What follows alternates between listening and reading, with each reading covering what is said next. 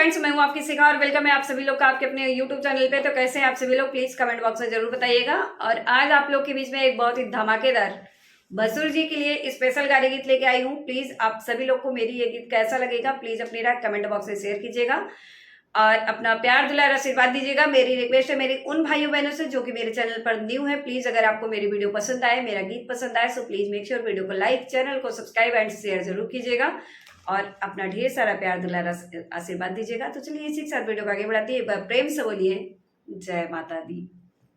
हमारे भसोरे जी के नाम के तनाए हो, हमारे भसोरे जी के नाम के तनाए, तो मोछिया ईट के बैठे मोर अंगना, ए तो मोछिया ईट के बैठे मोर अंगना।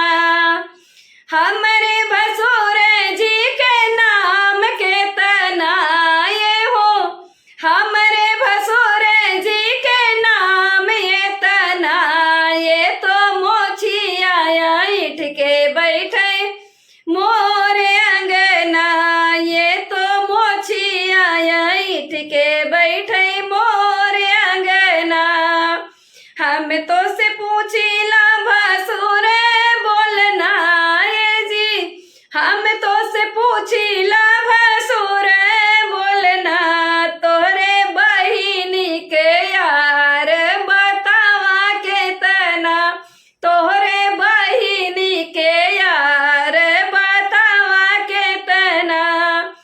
हमारे भसुरे जी के नाम ये तनाए जी, हमारे भसुरे जी के नाम ये तना, वे तो मोछिया ईट के बैठे मोर अंगना, ए तो मोछिया ईट के बैठे मोर अंगना। चार घूमे अगले हो, चार घूमे बगले, चार घूमे अगले हो, चार घूमे बगले, चार हमरे बहनी के घुमावे पटना रे, चार हमरे बहनी के घुमावे पटना।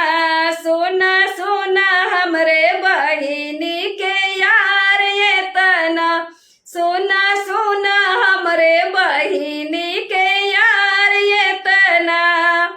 हमरे भसुरे जी के नाम ये तना ये रे, हमरे भसुरे जी के नाम ये तना, ये तो मोछिया ईट के बैठे मोर अंगना, ए तो मोछिया ईट के बैठे मोर अंगना। चार घूमे आगे हो, चार घूमे पीछे, चार घूमे आगे हो, चार घूमे पीछे, चार मोर बहनी के संग सूते से जिया रे, चार मोर बहनी के संग सूते से जिया। सोना सोना तोरे बहिनी के यार ये तना, सोना सोना मोरे बहिनी के यार ये तना।